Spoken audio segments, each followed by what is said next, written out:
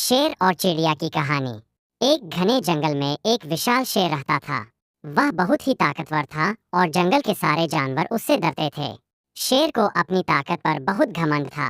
एक दिन शेर जंगल के किनारे बैठा था। तभी एक नन्ही सी चिड़िया आई और पास के पेड़ की डाली पर बैठकर चहचहाने लगी। शेर ने चिड़िया को देखा और घमंड से कहा, अरे चिड़िया, तुम इतनी छोटी हो और इतनी जोर से चहचहा रही हो। क्या तुम्हें नहीं पता कि मैं इस जंगल का राजा हूँ? चिड़िया मुस्कुराई और बोली, हाँ, मैं जानती हूँ कि आप जंगल के राजा हैं, लेकिन मैं भी इस जंगल की निवासी हूँ और मुझे अपनी आज़ादी से चहचहाने का हक है। शेर ने हंसते हुए कहा, तुम्हारी ये छोटी सी आवाज़ मेरे सामने कुछ भी नहीं है। एक दहाड़ मारूं तो सारा जंगल कांप उठेगा।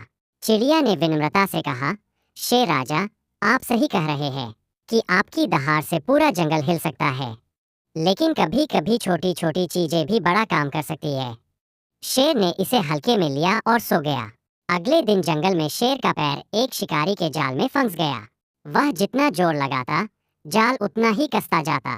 शेर ने बहुत कोशिश की, पर जाल से बाहर नहीं निकल पाया।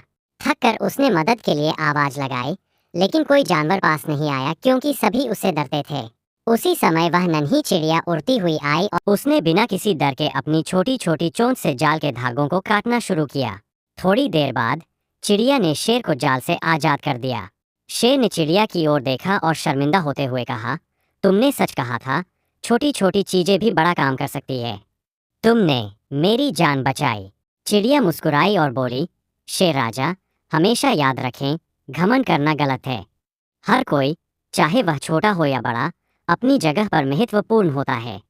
शेर ने सिर झुकाकर चिड़िया का धन्यवाद किया और फिर कभी किसी छोटे जीव का मजाक नहीं उड़ाया। शिक्षा हमें कभी भी किसी को छोटा नहीं समझना चाहिए, क्योंकि हर कोई अपने तरीके से महत्वपूर्ण होता है।